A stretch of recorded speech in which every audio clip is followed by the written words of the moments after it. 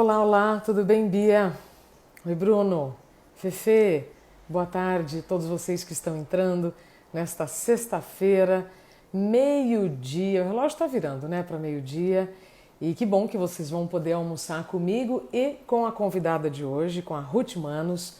Ela que é escritora, advogada, doutoranda e tem ideias fabulosas para dar uma chacoalhada aí na nossa vida. Na página da Ruth Manos, inclusive Ruth Manuscritos, tá dito lá, né? Ser contraponto neste mundo. E aí eu quero começar, inclusive, a minha conversa com ela para entender como é que a gente pode ser contraponto neste mundo que a gente tá vivendo. Mas mais do que isso, a Ruth é autora de um livro que eu amei desde que eu tive acesso pela primeira vez, que é Mulheres Não São Chatas, Mulheres Estão Exaustas. E esse livro, toda vez que eu comento dele, assim, é impressionante como todo mundo se identifica, porque estamos sim, né? Muito cansados, cansadas, exaustos, exaustas, mas muitas vezes tudo isso é muito mal interpretado. Então é muito bacana quando vem alguém de fora, né, da nossa realidade e pode apontar onde a gente está errando a mão, sabe? Saramago já dizia, a gente só vê a ilha quando sai da ilha. E nesse caso, nessa rotina que todos nós estamos, com muitos acessos, né? O excesso de muitos acessos tem dado aí uma desequilibrada e eu costumo dizer, né, que aquilo que já estava desequilibrado ficou ainda mais. E quem já estava se cuidando está passando realmente por esse momento de uma maneira um pouco menos dolorosa. Posso dizer assim?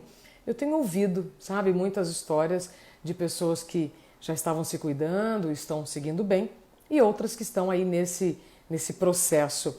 Assim que a Ruth entrar, a gente já vai dividir tela. Vou aproveitando aqui, fazendo um pedido para vocês. Eu quase não peço, tá? Mas mandem coraçõezinhos, convidem as pessoas, né, nessa setinha que está aí do lado, porque nessa hora do almoço o papo vai ser muito bacana. Ele tende a ser muito leve, muito divertido, para a gente então entender por que as mulheres estão exaustas. Nós não somos chatas. É isso mesmo. Agora, tá lá em Portugal, vai já dividir tela comigo para a gente começar. Oi! Oi! E aí, querida? Tudo bem, Ruth? Tudo, e você? Deixa eu arrumar Ai, minhas luzes aqui que eu acho que tá. vamos arrumar. Enquanto isso, ó, o pessoal que está nos ouvindo, confirmem se o áudio tá bom, se tá tudo bem. Ruth, Bora. obrigada por ter aceitado o meu convite. Você está aí em Que bom. Portugal, Tá aqui vai em dedicar Lisboa. uma hora sua para conversar com a gente. Então, nessa hora do almoço, né, todo mundo vai poder aí almoçar com a gente. Espero que seja uma conversa muito bacana para todas nós. Com muito prazer. Nossa, eu acho que além de toda a admiração por você e pela, né, a experiência que a gente já dividiu juntas na No Unha Unha Talk. Talks, Ó, hoje eu demais, nem né? posso falar muito mal, ó. Semana Você passada eu fui. fez. Tá Eu também clarinha, consegui. tá clarinha, mas tá. Perfeito. Ruth, a gente brinca, né, falando da unha. Quem não tem a unha como código de autocuidado acha uma bobagem, os homens não entendem, mas a unha faz parte do autocuidado, né, assim como outros cuidados, né? Dá para a gente transferir para muitos campos, né, Isabela? Eu almocei hoje com uma amiga portuguesa aqui e a gente estava falando sobre isso.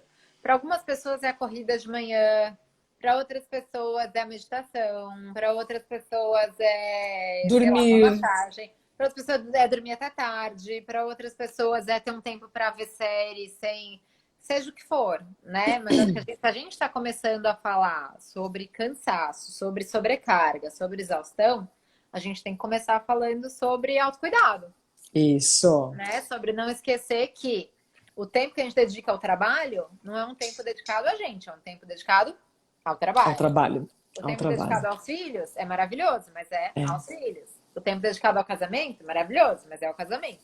E a gente? Cadê a gente na fila, né? Perfeito. Ó, eu vou deixar os comentários aqui por enquanto. Já já eu tiro para que as pessoas possam te ver. E recomendo que quem quiser fazer alguma pergunta para a Ruth, manda aqui no inbox, que aí já já eu abro a pergunta, senão elas podem passar aqui durante a nossa conversa. Ruth, o seu livro, eu já queria começar por ele, ele é fabuloso, né? Mulheres não são chatas, mulheres estão exaustas. Me fala, o que que você descobriu, o que que você sentiu, com quem você conviveu para colocar esse título no livro e para o conteúdo que você traz nele? Gente, podem acessar, comprem, porque é um livro que muda a sua crença, vai mudar bastante seu ponto de vista. Oi, Isa, eu acho que tem muitas coisas, sabe? No começo do livro eu falo sobre o fato de que, né, não sei quem está assistindo a gente de onde são as pessoas, mas eu que sou de São Paulo, você está em São Paulo também, eu não queria fazer um feminismo de Itaim Bibi, não é? Aquele feminismo que só se preocupa com as questões que são importantes para mulheres brancas, privilegiadas, heterossexuais e não sei o quê. Não, não era o que eu queria fazer. Eu queria fazer um livro, por mais desafiador que isso fosse, que tocasse em muitas pessoas, no máximo possível. É claro que o meu lugar de fala não é o feminismo negro, não é a mãe solo, né? Eu tenho uma história muito diferente de todas essas, mas eu quis ouvir muita gente, né? Eu quis ouvir muitas mulheres, mulheres de 18, mulheres de 78 anos, eu quis ouvir mulheres que têm muita grana e que não quer dizer que por terem muita grana não tem problemas, tem problemas. E mulheres com um baita problema de grana, com muito mais problemas, né? Então eu acho que abrir esse universo, que para mim foi fenomenal, abrir minha mãe sempre falava isso, vamos abrir janela para o mundo, né? Não vamos abrir janela para o pátio interno e olhar o seu vizinho, seu amigo, seu colega. Vamos abrir a janela da frente e olhar as pessoas que são diferentes da gente. Então, eu acho que esse livro tem aí um processo muito legal de aprendizado com outras mulheres e de olhar para realidades que não são a minha, mas que são tão importantes quanto ou mais. Sim. A Gabi Marques, ela já pergunta, né? Olha, é normal chegar próximo dos 40, né? E entender e perceber essa confusão interna de como será o futuro. E aí ela pergunta, a cobrança é da sociedade ou nossa mesmo? É tudo muito misturado, né, Isa? Eu acho que aquilo que a gente chama de inconsciente coletivo vai abranger tanto a nossa cabeça quanto a cabeça do nosso chefe, do nosso amigo, do nosso vizinho, da nossa mãe, da nossa avó, do nosso pai. Então, por exemplo, eu sempre brinco, né? Tem alguma coisa muito esquisita no fato de que todas nós mulheres, em tese, a gente sonhou com uma vida muito parecida. Quando eu tiver 20, eu vou estar na faculdade. Quando eu tiver 24, eu vou ter um bom emprego. 25, eu vou conhecer um cara legal. 28, a gente vai casar. 30, eu vou ter o primeiro filho. 32, eu tô assim. É o que eu falo, mano, a gente podia estar sonhando em trabalhar na NASA, Isabela. A gente podia estar sonhando em ser surfista e estar no Havaí surfando. Por que a gente sonhou com tudo isso? Com as mesmas coisas. A resposta é simples, o sonho não é nosso. O sonho é introjetado, né? Então, quando a gente assiste 1, 2, 3, 5, 10 contos de fadas, quando a gente assiste 1, 2, 3, 4, 5, 10 filmes de princesa da Disney, a gente se convence que o grande objetivo da vida é aquele. E o que eu acho interessante é, se você parar para pensar e falar, não, o meu sonho de vida é realmente esse, casar, ter filho, construir família, ter uma casa com jardim, legal. Ótimo, né? E eu, como feminista e quem estuda o feminismo, digo, o feminismo fala, legal, ótimo, porque foi decisão sua. Agora, se você parar para pensar para tudo e falar, não, o que eu quero é uma carreira meteórica, ganhar um dinheirão, viajar o mundo sozinha, conhecer 50 homens ou 50 mulheres diferentes, legal também. O que é importante é você parar para pensar na sua vida e decidir o que você quer dela. Você quer. Não é? Porque muitas mulheres, por exemplo, né? Eu sou mulher, então muitas mulheres, muitas de nós, eu tô com 39. Mesmo eu tendo ou não a opinião formada sobre ter ou não filhos, existe uma cobrança que eu não sei de onde vem. Ela, como você falou, ela está introjetada nas células.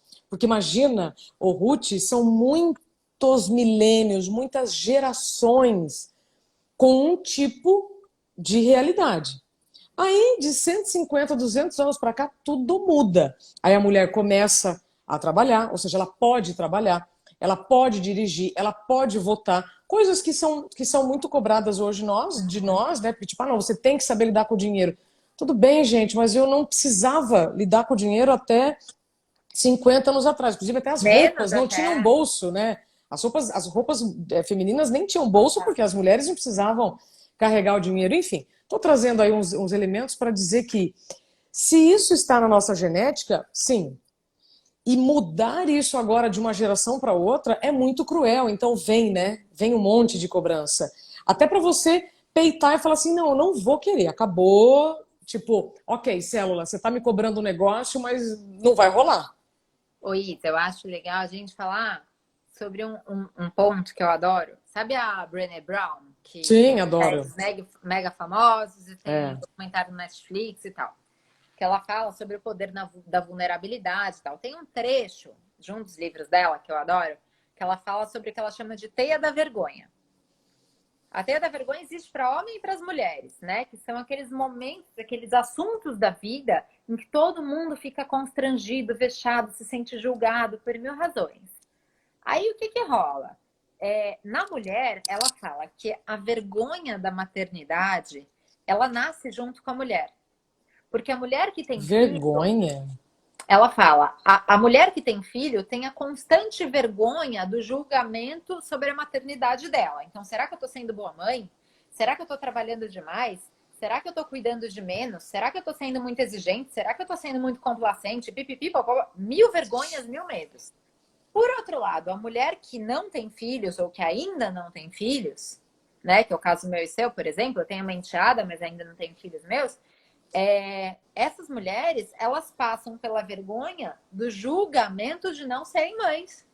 Sim. Então, a vergonha relativa à maternidade, ela permeia a vida de todas as mulheres, as mães e as não mães. Porque, não é mãe, egoísta, só quis focar na carreira. É Incrível, né? mãe e delega coisa para o pai ou para a empregada, egoísta, quis ser mãe, mas não tem tempo para os filhos. Mãe É, que só é mãe, derrotada, século, né? Vive na década de 20. é Cadê a muito louco. independência dela? Então, esse julgamento é constante. Esse julgamento é super sério e ele é um sofrimento gigantesco para todas as mulheres. Eu falo isso para as amigas que são mães. Eu acho maravilhoso, mas eu tento prometer para mim mesma que se um dia eu tiver filho, eu não vou ser essas pessoas que põem na rede social que a única razão da vida é a maternidade. Porque quantas mulheres a gente conhece que queriam ser mães e não podem, queriam ser mães e não conheceram um parceiro, queriam ser mães e tiveram medo dessas decisões, quiseram ser mães e a carreira não deixou, quiseram ser mães e o corpo não deixou. Então, assim, vamos julgar as mulheres pelo que elas são, não pelo que elas trazem ao mundo. Né? E Quer pelo dizer, que não é elas para estão julgar fazendo ou ninguém, mas deixando vamos de olhar. fazer. Assim. É. Ô, Ruth, e justamente sobre isso, sobre esse sofrimento gigantesco dos julgamentos, será que é isso? Quando eu te propus, né, no tema dessa nossa conversa, o que podemos fazer para a energia não acabar? Olha, eu vivo altos e baixos como todo mundo. Tem semanas até mais com baixos, outros com mais altos, mas na média, né, altos e baixos. E eu sim, eu perco muita energia quando eu percebo assim que eu tô me importando demais com algum, né, algum comentário, algum depoimento, algum julgamento e tal. Você acha que esses julgamentos drenam a nossa energia? A gente pode começar por eles aí para a energia não acabar? Eu acho que eu arrisco dizer, Isa, que é uma parcela até maior do que o cansaço físico em si, né? Como Então, por assim? exemplo, a gente sabe que nós mulheres estamos cansadas, né? Por trabalho, por correria e aí vamos falar sobre um problema sério que a gente pode entrar mais para frente, que é a sobrecarga com tarefa doméstica. Então a gente Sim. abrange tudo aí. Quem tem criança em casa, cuidado com crianças, geralmente recai mais sobre a mulher do que sobre o homem, né? Tarefas domésticas em geral, roupa, louça, cama, não sei o quê. Aí entram os conflitos, tipo, mas você é neurótica, você quer demais, você exige demais. Mil problemas, né? Mas vamos deixar esse problema ali em banho-maria para a gente conversar mais para frente. O que eu acho é que a gente precisa conversar sobre quanto do nosso cansaço vem de um cansaço mental que está muito mais relacionado com as cobranças que fazem da gente do que com o cansaço que a gente efetivamente tem. O que não torna esse cansaço menos exaustivo do que qualquer outro, né? Então, a gente pode ir por muitos ângulos. A gente pode ir pelo ângulo da cobrança social, né? Então, assim, a família que cobra que você tenha um relacionamento estável, que você se case, que você tenha filho, que o seu filho não seja filho único, que você tenha outro. É. Eu brinco que Alô? é o efeito tia Neide. Você tem uma tia Neide? Eu não tenho, mas todo mundo tem pelo menos uma figura Como de é, tia tia Neide. Neide? Tia Neide é aquela tia que você chega no churrasco da família e aí você chega, né, com 17 anos e ela fala, e os namoradinhos? E aí você vira pra tia Neide e fala, não, tia Neide, atualmente eu tô focando mais em química e física, que é bem difícil, tem que estudar bastante. Tia Neide não quer nem saber se você tá estudando, se é pra essa janela, só quer saber do seu, né, de você cumprir os deadlines Os da vida. protocolos. É. Aí você vai, depois de 2 anos, aparece com o namorado. Aí você acha que tia Neide fica feliz? Não, tia Quando vão Neide faz o quê? casar. Quando é que sai esse casamento? Aí você casa. Aí o que tia Neide pergunta no ano seguinte? Quando é que vem Filho. o bebê? Aí dali a 2 anos você chega com o bebê. Aí o que tia Neide pergunta? O próximo. Quando é que vem o outro? E sabe o que é melhor, Isa? Quando você é uma mulher de 60 anos, com filhos criados e tal, sabe o que te perguntam? Quando é Ah, que vem os...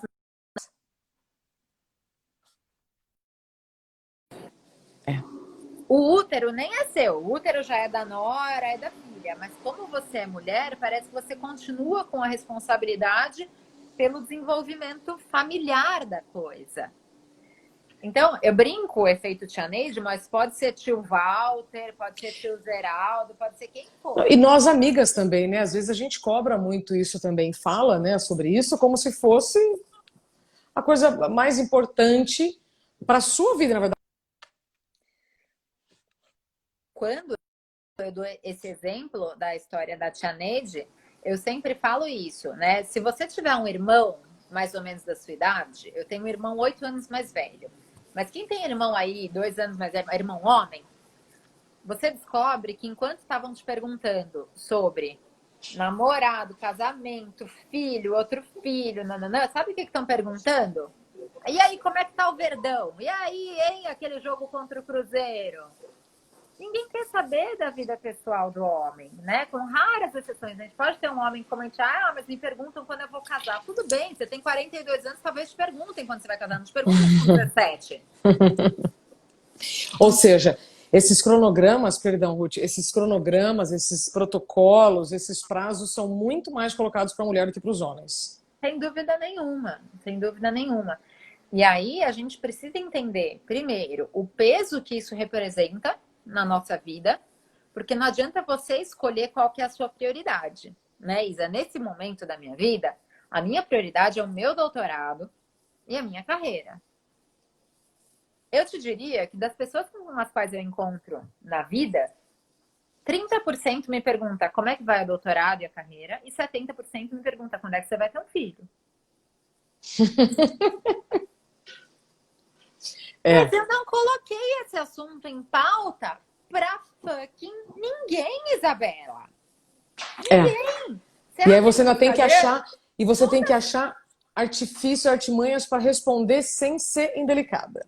E aí entra um problema que eu indico um livro que eu acho maravilhoso, da Rebecca Solnit, que é uma historiadora norte-americana. Ela tem 2 livros maravilhosos. Um que chama Os Homens Explicam Tudo pra Mim e um outro chamado A Mãe de Todas as Perguntas. Uau! Nesse livro chamado A Mãe de Todas as Perguntas, ela conta isso, porque ela é uma baita mulher bem-sucedida, divorciada, nunca teve filhos, tem namorado, tem não sei o quê, mas ela fala, a pergunta que sempre recai é: mas por que você nunca teve filhos? Como se tudo que ela produziu como intelectual, como professora, como feminista, tivesse menos valor porque ela não foi mãe. Né? Excelente. Então fica tudo condicionado. E aí ela fala uma coisa que eu acho maravilhosa, que é uma perguntinha, que ela fala assim: sempre que uma pessoa te faz uma pergunta invasiva, qual que é a nossa tendência enquanto mulher? A nossa tendência enquanto mulher é responder da forma mais delicada possível para não parecer grosseira. Porque não basta ser mulher, tem que ser simpática, agradável, educada, uma verdadeira princesa, não é mesmo? Eu brinco que é o efeito Kate Middleton. Tem que ser magra, tem que ter 3 filhos, tem que estar sempre sorrindo, com uma roupa combinando. Puta que pariu. Cabelo, tudo, né? Eu não lavei o cabelo, eu treinei hoje de manhã. Quem quiser ver, eu tava com o meu personal. Não deu tempo de lavar o cabelo. Prende o cabelo. Isso é linda! Live, e se tiver que usar o cabelo preso ou não? Sabe, o que isso tem a ver? Quando eu trabalhava todos os dias na TV, eu usava muitas vezes o cabelo preso, as pessoas perguntavam, por que você está usando o cabelo preso? Eu falei, ué, mas por que eu tenho que usar o cabelo solto? Né? Tá. Por que você tem cabelo curto e não cabelo comprido? É a caixinha na qual a mulher tem que caber, né?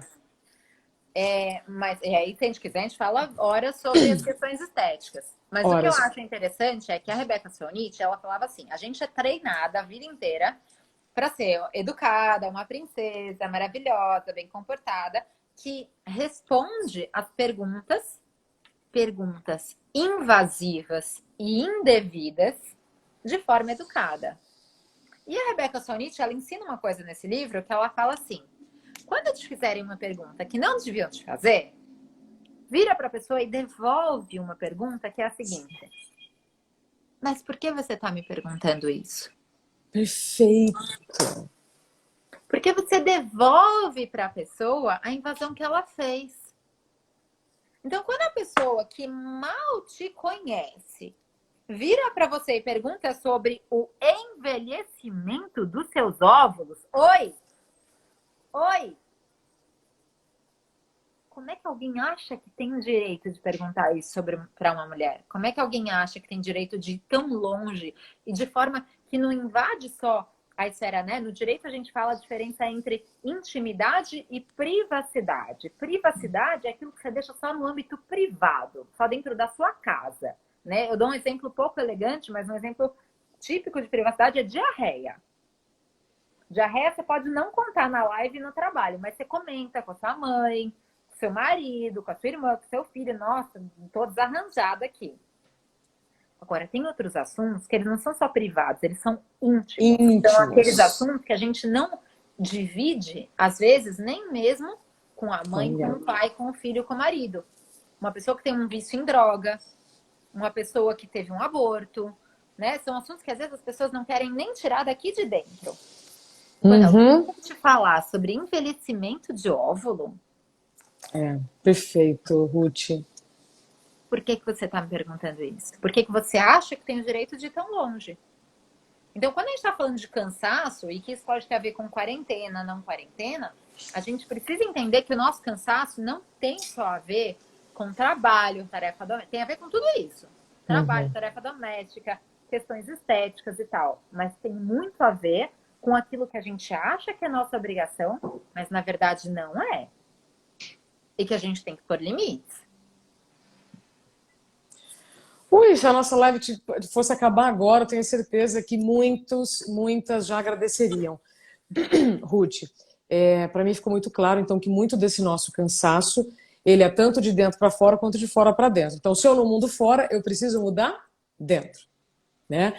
Lá no Unha Talks, a Alexandra Lohas, a entrevista dela foi a última, maravilhosa, pensa.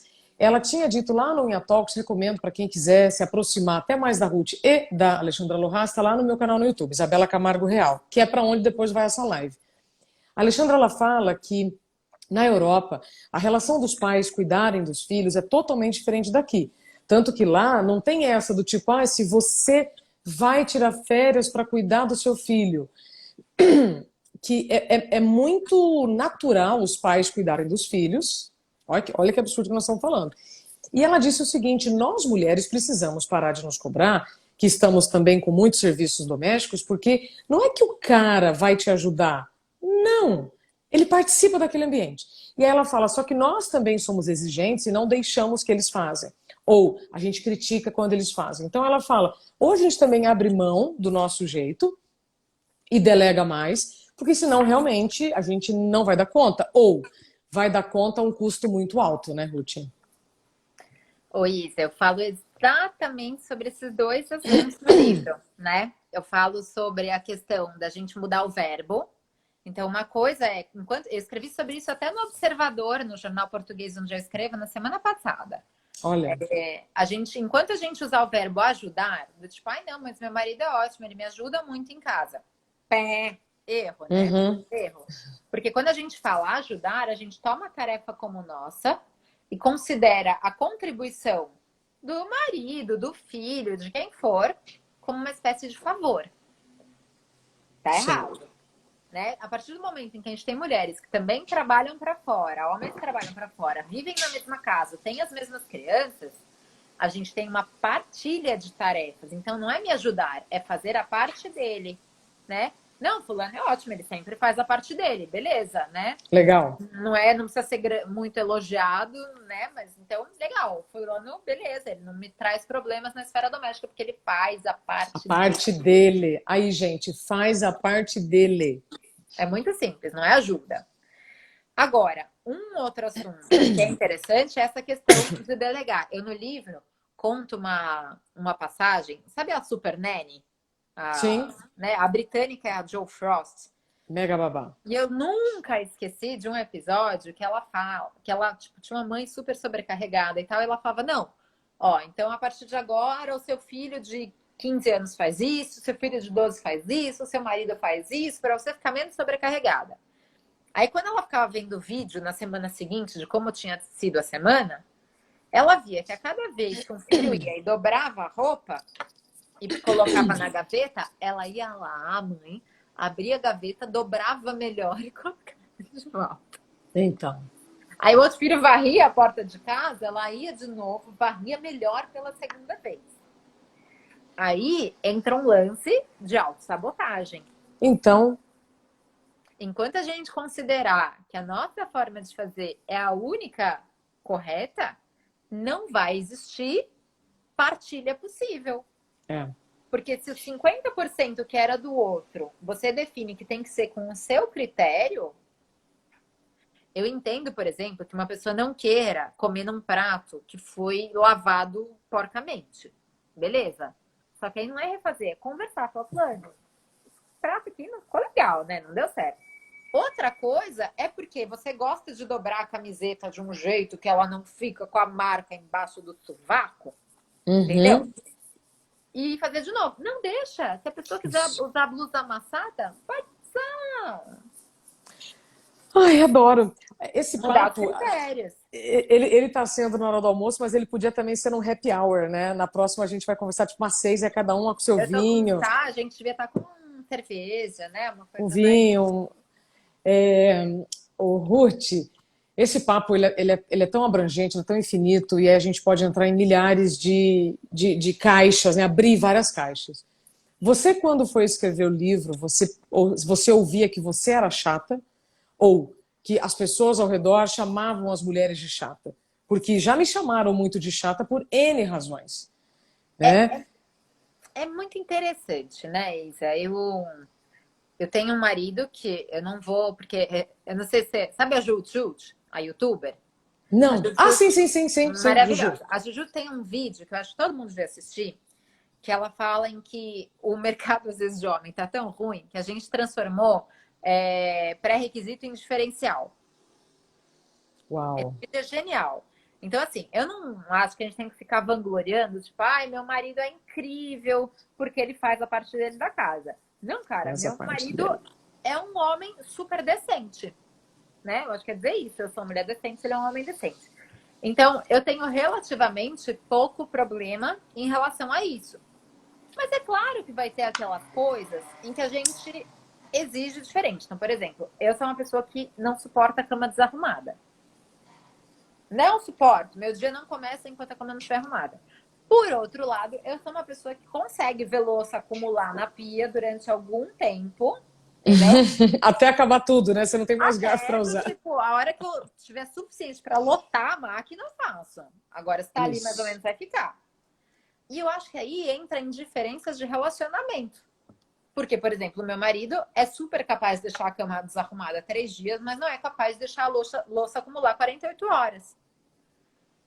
E Uau. aí, o que eu acho que é interessante é a gente, primeiro, entender que as diferenças de conforto das pessoas não são necessariamente defeitos.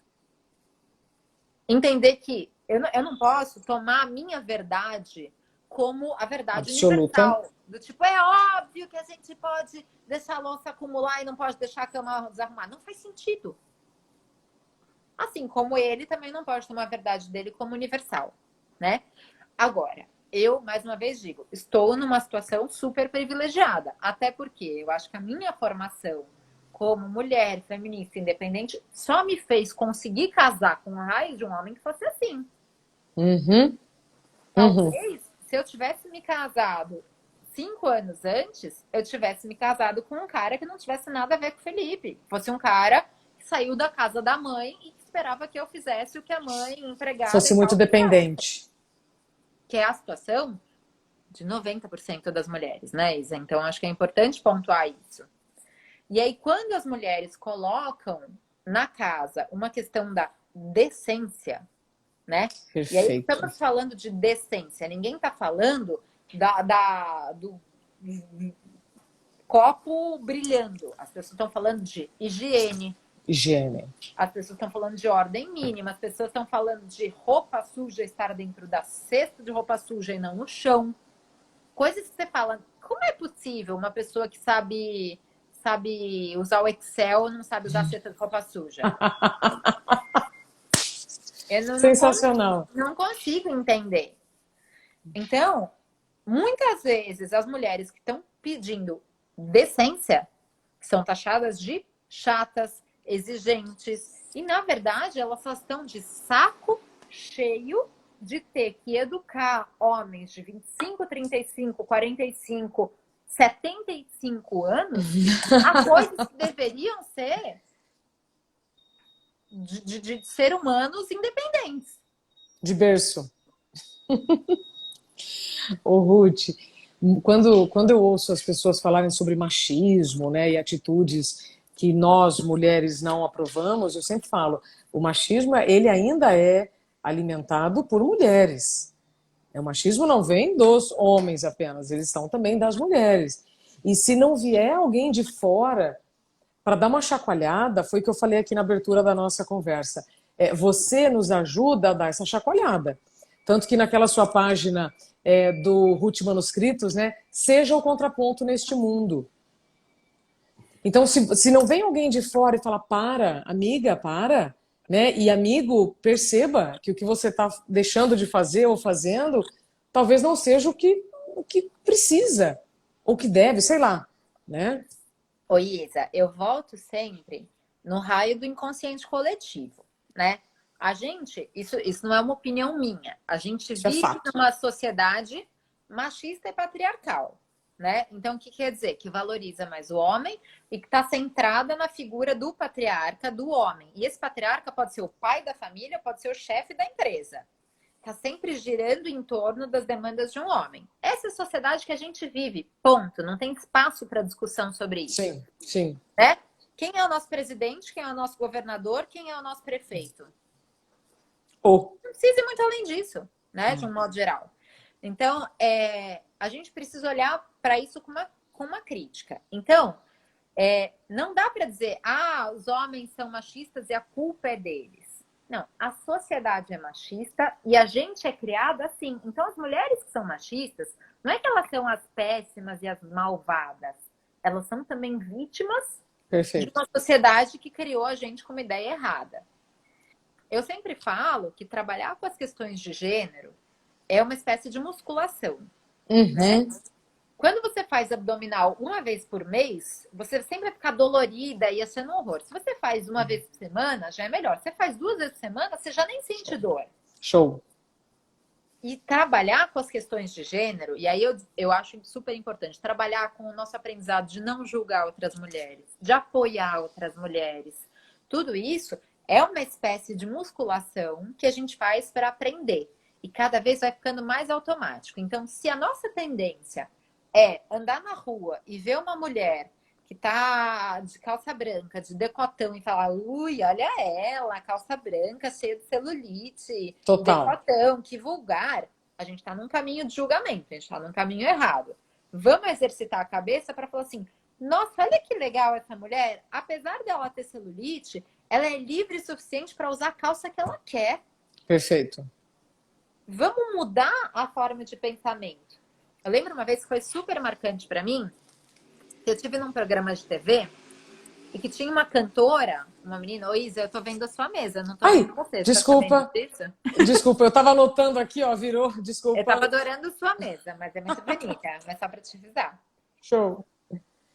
Você tava E no eu, programa de TV. eu fui num programa de TV e que tinha uma cantora, que eu não, confesso que eu não conhecia, coisas de quem mora fora há muito tempo, né? E que aquela menina, ela era super fora do padrão, do estereótipo de beleza. Ela não era alta, loira, magra, de olho azul, siliconada. Ela era o oposto disso tudo. E eu lembro que a primeira coisa que eu pensei quando eu olhei para ela foi, cara, que legal. Que legal que as meninas novas do Brasil estão tendo como uma referência de cantora de sucesso uma menina que foge a tudo aquilo que foi. A gente recebeu goela abaixo, né? Com Barbie, Também com acho. Cinderela, com Princesa, com Kate Middleton. Não para, né, Isa? É sempre esse modelo. Se você tiver menos de 1,75, Sim. você tá lascada. Então, quando eu olhei para essa moça, eu pensei e falei, cara, que legal. A minha musculação feminista já me fez olhar para a diferença como algo positivo em vez de algo negativo. Perfeito. Ô, Ruth, eu já quero entrar na questão do feminismo, tá? Mas isso que você falou agora, né? Como a gente não pôde circular muito, e em muitos lugares também a gente ainda não pode, em relação ao cabelo branco, né? Muitas pessoas assumiram o cabelo branco, eu tô aqui com alguns, meu cabelo é preto, então grita, pode ser que agora vocês não estão vendo, porque eu fico mexendo para lá e para cá, mas o cabelo branco muitas pessoas assumiram. Nossa, você viu aquela cantora, a raiz dela, não posso falar palavrão. Você pode, Ruth, eu não posso. Mas que injustiça.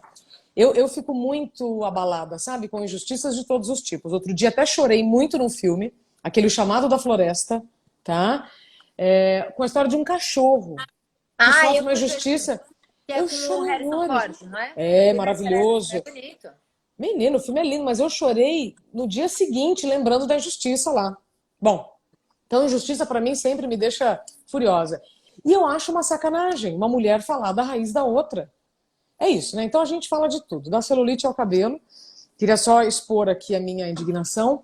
E quando você fala sobre a vida de princesa, eu comento sempre, o Viveram Felizes para Sempre foi um grande Desfavor. prejuízo, um prejuízo para todas nós, porque Viveram Felizes para Sempre é mesmo?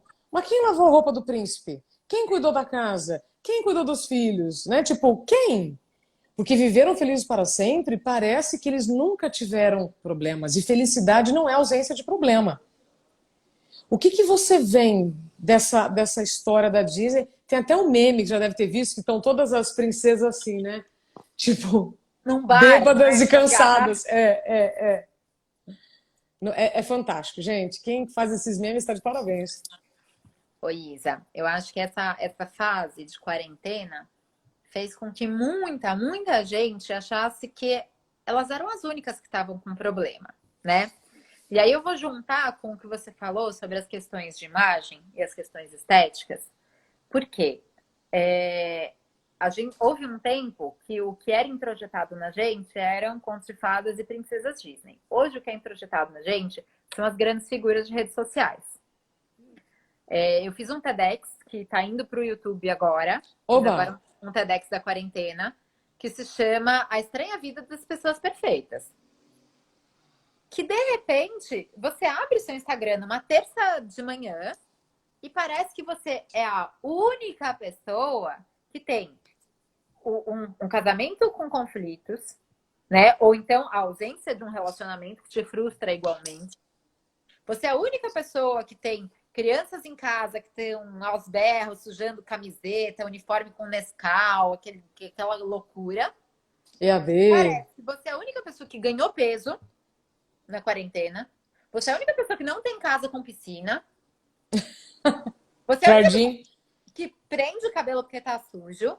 Então, assim, você vai recebendo tantas informações que te convencem de que a vida normal é uma vida falhada.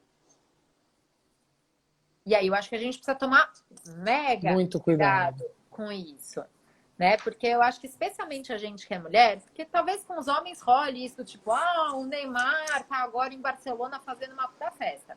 Mas ele não tá ligando se o Neymar ganhou ou perdeu peso na quarentena. A gente tá do tipo, como que ela ainda tá? Como que ela pariu um bebê há 7 meses e ela tá com uma barriga que eu nunca tive sem filho? Por que a gente faz isso com a gente? Por que a gente está se sujeitando a isso? Então, eu acho que tem aí uma falta de. A gente tem muita autocrítica em relação à estética, relacionamento, sucesso, dinheiro. A gente tem pouca autocrítica em relação às decisões que a gente faz, de comparação, Perfeito. de quem a gente segue. E aí a gente começa a tentar reproduzir nas nossas vidas, vidas que não são as nossas. E, longe de mim julgar as mulheres que estão magras, maravilhosas e tal, porque esse é o trabalho delas. Elas são modelos, cantoras e não sei o que elas têm. Vivem da imagem. Não é? Da voz, vivem da Assim, imagem. você não vive disso, eu não vivo disso, Isa. Né? E eu acho que as pessoas que estão assistindo a gente também não vivem disso. Não tem academia em casa. Não tem, não vão no dermatologista colocar botox a cada vez que parece uma preguinha na testa. Não, a gente Total. não faz isso. E a gente nem tem que fazer isso, né? Deixa eu ver mesmo. Faz tempo que eu não olho. Faz Mas eu parte, acho né? que a gente precisa começar a ser menos crítica com a gente e mais crítica com as nossas escolhas. Ruth, eu adorei o que você falou. Para mim, as redes sociais são atalhos para a nossa infelicidade. É impressionante, sabe? E aí existe um conflito, né? Por exemplo, mais que a gente não viva da nossa imagem, a gente vive do nosso conteúdo. Esse conteúdo está embalado pela nossa imagem também. Então, é contraditório, né? Como achar esse equilíbrio. E antes de partir para o feminismo, estou deixando o feminismo por último, né? Aprendi isso em algum lugar no passado, deixar o melhor para o fim. Embora tudo que você falou aqui, Flor, se a gente encerrasse agora, acabasse a internet do mundo, tenho certeza que já fez muita diferença para muita gente. A vida normal tem falhas. E como é que então a gente rompe esse padrão? Qual seria, assim, se você pudesse mandar uma mensagem de texto para todas as mulheres do mundo, qual seria para a gente romper esse padrão? Eu acho que primeiro entender que o padrão é uma farsa. Adorei. Padrão para quem, né? Quando a gente pensa, né? Eu acho que as redes sociais são uma escolha nossa. Eu adoro estar nas redes sociais. Eu acho que é um lugar onde eu posso fazer, eu posso me divertir, eu posso estar em conexão com muitas pessoas, mas eu tô na conexão no lugar da vulnerabilidade, sabe, Isa? Que eu acho que é muito o que você faz. Quando você fala da sua história, do seu burnout, você está falando de um lugar de uma pessoa que expõe as próprias vulnerabilidades, do tipo, eu nunca fui perfeita, eu nunca me propus a ser perfeita. Enquanto as pessoas também podem fazer a escolha de, nas redes sociais, estarem se intoxicando de pessoas que se vangloriam da própria perfeição. Nossa, gente. Eu Alguém tenho, anota essa frase, por eu favor? tenho um Se marido intoxicando. incrível, eu tenho uma casa maravilhosa, eu recebi, nossa, esse creme maravilhoso, eu recebi essa caneta, eu recebi essa caneca. Então você fala, gente, sou só eu que tô na merda passando perrengue pra pagar boleto? Então, eu até brinquei outro dia, eu fiz um recebidos mostrando os boletos que eu recebi. Gente, recebi isso da autoridade tributária. Que Nossa, legal. maravilhoso, um envelope personalizado com meu nome, com um tutorial de como faz para pagar no banco. Por quê? Já tenho recebidos às vezes? Tenho, Isa. Tenho. A exposição faz com que a gente tenha. Fiz parceria com marca de caneta. Legal. Legal. Mas em nenhum momento eu me apresento como uma pessoa que tem uma vida perfeita. No meio da quarentena, quando tava tudo, né, vamos falar a verdade, quando tava tudo super complicado, Super. teve um dia que eu tirei uma foto com meu marido, que tá no meu feed, e que a primeira coisa que eu disse foi, eu não vim passar recibo de casal feliz. Tá difícil pra caramba. Mas tocou uma música no rádio que lembrou o momento em que a gente se conheceu. E por 3 minutos, a gente lembrou de por que a gente está aqui. Então, assim, o que eu queria dividir com as pessoas ali era o fato de que tá difícil, mas talvez se a gente se apegar às razões que trouxeram a gente até aqui, as coisas façam sentido.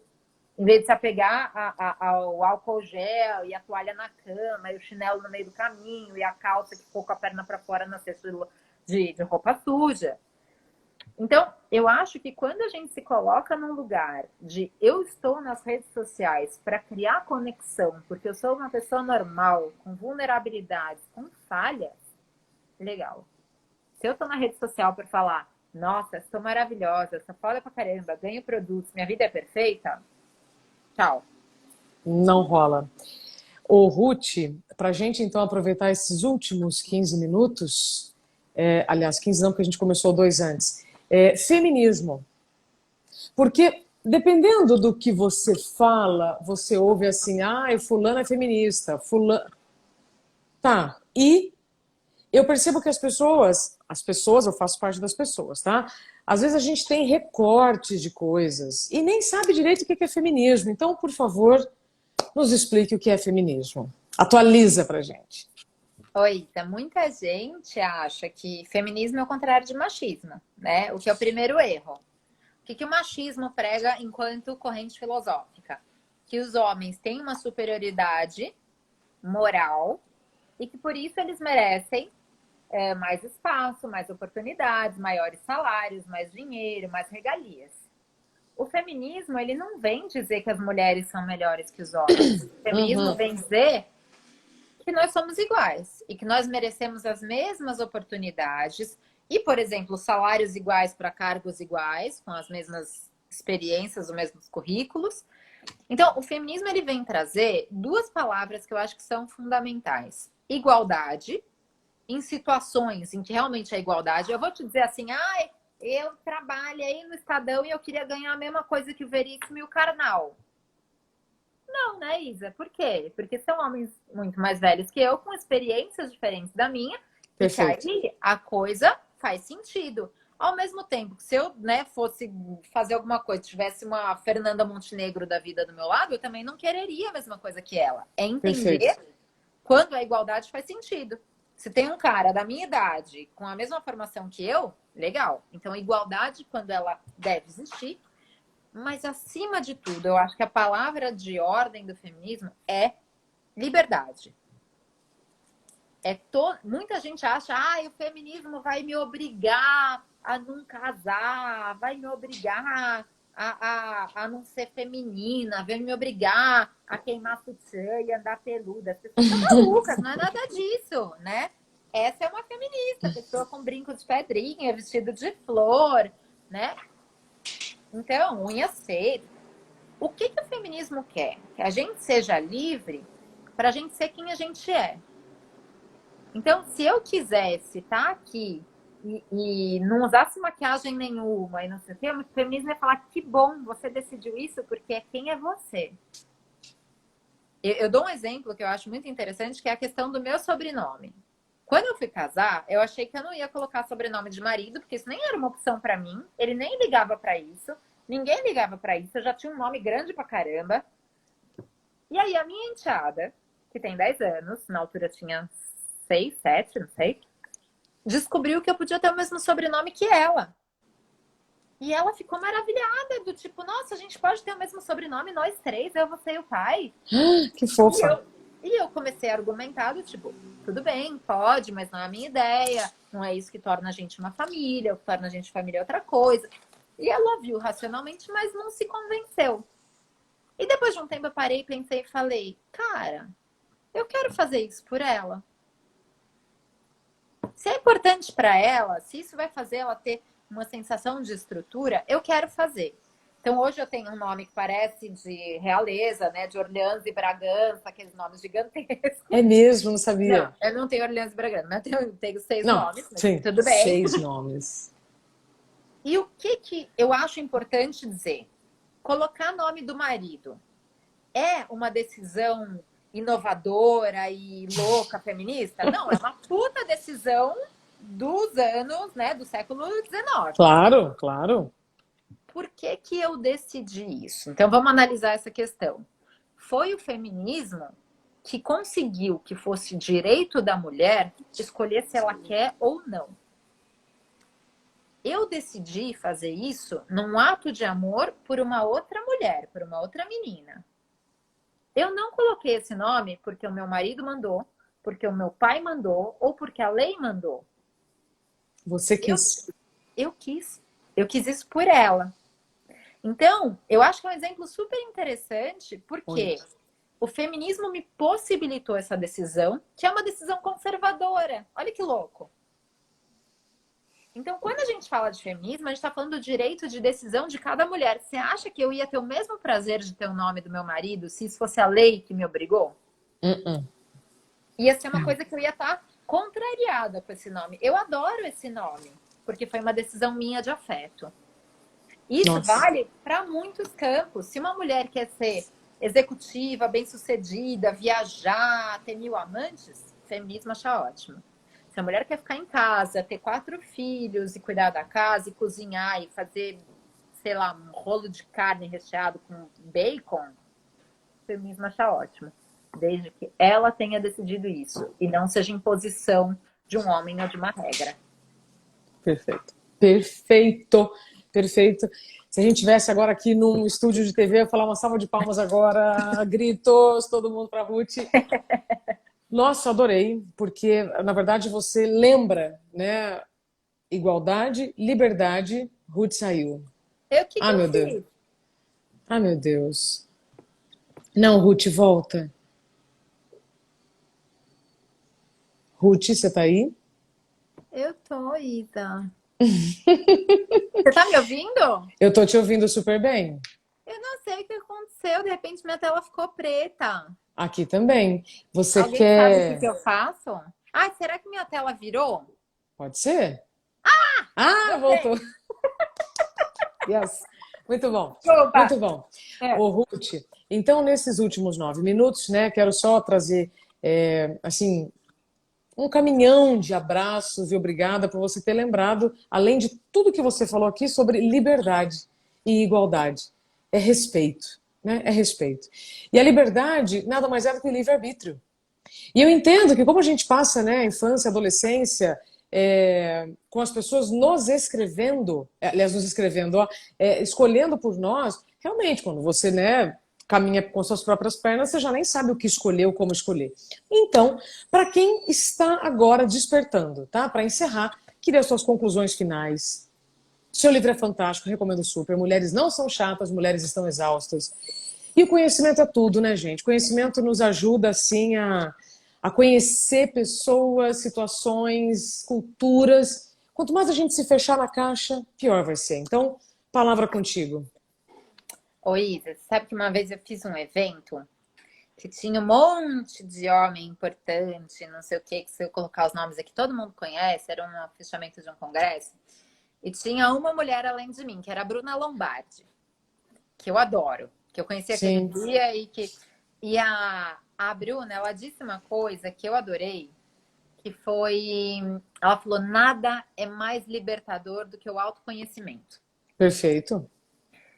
E isso eu acho que é um ponto muito interessante. Por quê? Quando a gente se coloca como mulher feminista, a gente pode colocar o machismo como um problema de terceiros, do mundo.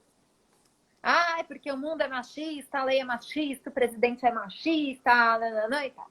Né? E travar uma guerra com o mundo, que é necessária. A gente tem que travar várias guerras, não vou mentir. Mas quando a gente tem autoconhecimento, a gente começa a entender quais são os nossos comportamentos que são um desfavor para as mulheres como um todo e para nós mesmas. Né? Mais uma vez falando da Jujutsu, que eu adoro. Ela fala, tem um vídeo sobre a síndrome do impostor. Quantas vezes a gente que é mulher, que a gente olha para as conquistas que a gente teve de trabalho, de um monte de coisa, e a gente fala, ai, mas será que eu mereci isso? Na verdade, um dia vão descobrir que eu não sei nada do que eu tô falando. Enquanto a gente se colocar nessas posições, né? Enquanto a gente estiver olhando para outras mulheres e falando da unha, do cabelo, da roupa, do não sei o quê. Ai, a fulana foi promovida. Ai, mas acho que ela tem um caso com o Beltrano. Enquanto a gente não tiver autocrítica e autoconhecimento para mudar o nosso comportamento, e que é super difícil. A culpa não é só nossa, Isa. O mundo coloca isso goela abaixo. Liga a TV na novela, nem sei mais que horas que é a novela, das 8, das 9. Vê como valorizam briga de mulher como picuinha e briga de homem como coisas que têm razão de ser. O fulano roubou o dinheiro da empresa e a outra, você falou mal da minha pulseira. Entendeu?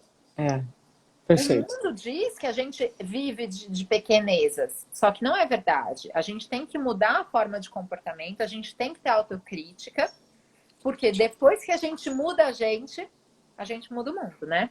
Não o contrário. Perfeito. A gente não vai mudar o mundo para mudar a gente depois. Com certeza, autoconhecimento, né, é super libertador, como você falou. Olha, o Luiz diz bom demais. Vários homens aqui, tá? Peguei o Luiz para representar a Almarada que está aqui. Gosto muito quando os homens também se interessam pelos assuntos femininos, porque nós convivemos, gente, é relacionamento o tempo inteiro. Né? Ô, Isa, e um mundo melhor para as mulheres é um mundo melhor para os homens. Óbvio! Porque o mundo machista é o que fala que homem tem que ganhar mais, que homem nunca pode falhar, que homem nunca pode chorar, que não sei o quê, né? O dia que tiver equilíbrio, também alivia para o lado dos homens. Sim. Aí a Jane diz, não conheci a Ruth, adorei, seguirei, gratidão. Várias pessoas aqui pelo que eu li. E aí eu vou encerrar assinando embaixo do que a Luísa disse, queria que a Ruth fosse minha irmã. Não dá vontade, gente, de pegar? Ruth, vem cá, senta aqui, vamos conversar, não é? Sempre que quiserem, é só manda mensagem, me convida para os rolês que eu vou. É sempre ótimo, eu adoro. Se eu pudesse estar conversando 24 horas com a galera, eu queria. Então, ó, quando você estiver em São Paulo, nós vamos tomar um drink, que eu não sei mais o que é bar, né? Todo mundo deve estar com vontade de ir para um boteco, de ir para um bar. A qualquer hora, Isa, marca outra live, só que é em horários, né? Quer dizer, não que a gente não devesse estar... É que aí meio-dia já pode, uma cerveja. Mas tô aqui com um chá de cidreira. Temos liberdade para escolher o que a gente quiser. Mas a gente muda a chave, né? Pronto. Ruth, muito obrigada pelo seu tempo, pela sua confiança, por tudo que você dividiu conosco. Recomendo que quem ainda não conhece o trabalho da Ruth, Ruth Manos no Instagram, onde mais? Em todos os cantos, no Instagram, no Facebook, no Twitter, no LinkedIn, no podcast no UOL, na Glamour, no Observador. Estamos aí loucamente em todos os cantos. Geminiana. Muito bom. Ué, então seu aniversário foi agora? Foi dia 3. Oi, gente, parabéns, atrasado. Ó, deu tempo, deu tempo. Obrigada, querida. Siga em paz, estamos juntas. Até breve. Beijo todo mundo. Obrigada. Eu vou liberar aqui a Ruth para ela seguir com os compromissos dela. Quero agradecer mais uma vez cada um de vocês. As palavras são sementes e se fez sentido para cada um de vocês, elas vão germinar. Eu espero que vocês compartilhem também, então, essas sementes, essas informações com quem for importante para você. Toda a entrevista vai ficar lá no meu canal no YouTube, Isabela Camargo Real. Obrigada por todos vocês que têm me acompanhado nos últimos meses. Eu volto daqui uns dias com mais conteúdos que, se são bons para mim, também podem ser bons para vocês. Por mais conhecimento, é só com ele que a gente ameniza a ansiedade e faz melhores escolhas. Bom final de semana.